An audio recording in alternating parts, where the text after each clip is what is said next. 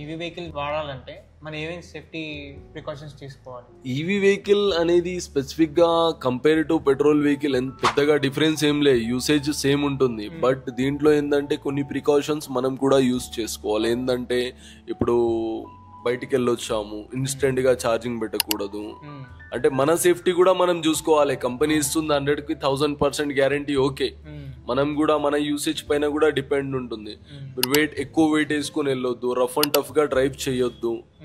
And EV వచ్చేసి మనకి అంతగా కంపారిజన్ టు పెట్రోల్ అది స్ట్రాంగ్ ఉంటుంది, మొత్తం మెటల్ ఉంటుంది. ప్రతి ఒక్క ఈవీ వచ్చేసి మనకి ఫైబర్ బాడీ కాబట్టి మనం బేసిక్ గా చూసుకొని మెల్లగా డ్రైవ్ చేసుకుంటే వెహికల్ లైఫ్ వస్తుంది, బ్యాటరీ లైఫ్ వస్తుంది. ఇప్పుడు కొందరు ఏం చేస్తారు అంటే 50% ఉన్నప్పుడు ఇన్స్టెంట్ గా ఛార్జింగ్ పెట్టేస్తారు. అలా పెట్టడం వల్ల ఏమవుతుందంటే ఆ 50-50 అనేది పైన ఏదైతే ఉంటుందో ఆ 50% ఛార్జ్ అవ్వదు. అది అలాగే రొటేషన్ అవ్వడం వల్ల మైలేజ్ అనేది డ్రాప్ అయిపోతుంది, మైలేజ్ రాదు వెహికల్ లో. Max to max 5 to 7 years వరకు లైఫ్ ఉంటుంది. నైట్ ఛార్జింగ్ పెట్టలేస్తే ఆటోమేటిక్ కట్ ఆఫ్ అయిపోతుంది, ఆటో కట్ ఆఫ్ ఉంటుంది. 3.5 to 4 hours లో మీకు 3.5 340-350 లో ఛార్జింగ్ ఫుల్ అయిపోతుంది. 10 minutes వరకు అబ్జర్వేషన్ లో ఉండి కట్ ఆఫ్ అయిపోద్ది. మరి ఒకవేళ బయట మనకి ఛార్జింగ్ స్టేషన్స్ అనేవి ప్రొవైడ్ చేస్తున్నాను. ఇది మనకి నార్మల్ గా 3-pin సాకెట్స్ ఉంటాయి. సో ఆ 3-pin సాకెట్ అనేది లేదు, ఫాస్ట్ ఛార్జింగ్ ఉండదు. Minimum 3.5 to 4 hours charging time ఉంటుంది. ఛార్జింగ్ అయిపోతే 3 hours వెయిట్ చేయాల్సిందే. మీకు బోల్ట్ అనే యాప్ ఉంటుంది, యాప్ డౌన్లోడ్ చేసుకుంటే మీకు నియరెస్ట్ ఎక్కడ ఉందో చూపిస్తుంది, అక్కడికి వెళ్ళి ఛార్జింగ్ చేసుకోవచ్చు. ఏమేమి మోడ్స్ ఉంటాయి అన్న క్వాంటమ్ లో?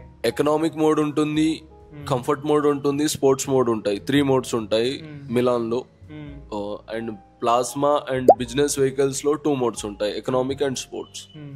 స్పోర్ట్స్ మోడ్స్ అనేది, ఎకనామిక్ మోడ్ అనేది మనకి ఏంటంటే ఒక స్పీడ్ కంట్రోల్ మాత్రమే.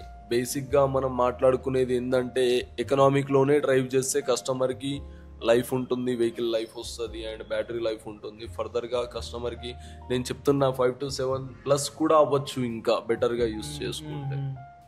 So what are the new vehicles are coming? I think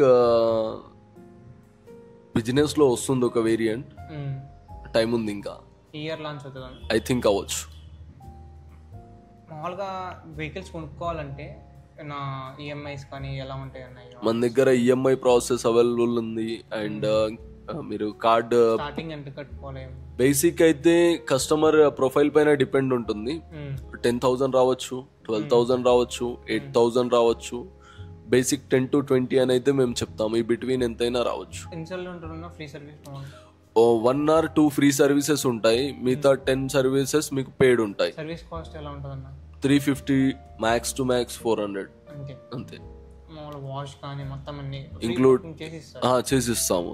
మీకు ఏదైనా పార్ట్ పోయింది అనుకోండి, పార్ట్ కి సపరేట్ గా కాస్ట్ అనేది పే చేస్తాం. అది ఏ కంపెనీ పార్ట్ ప్లస్ జిఎస్టీ అని మామూలే, జిఎస్టీ ఏమి ఉండదు మన దగ్గర.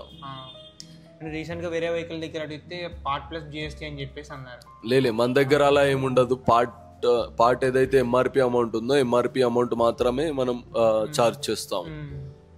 మెయిన్ థింగ్ క్వాంటమ్ ఎన్ని తీసుకోవాలి ఒక పాయింట్ లో చెప్పేసాను.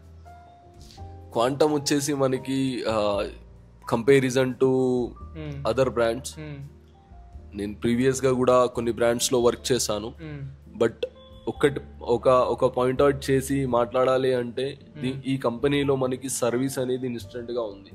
ఏ కంపెనీ కూడా మీకు with in 2 to 7 days, max minimum 2 days, maximum మీకు 7 days లోపల ఏ సర్వీస్ అయినా అయిపోద్ది.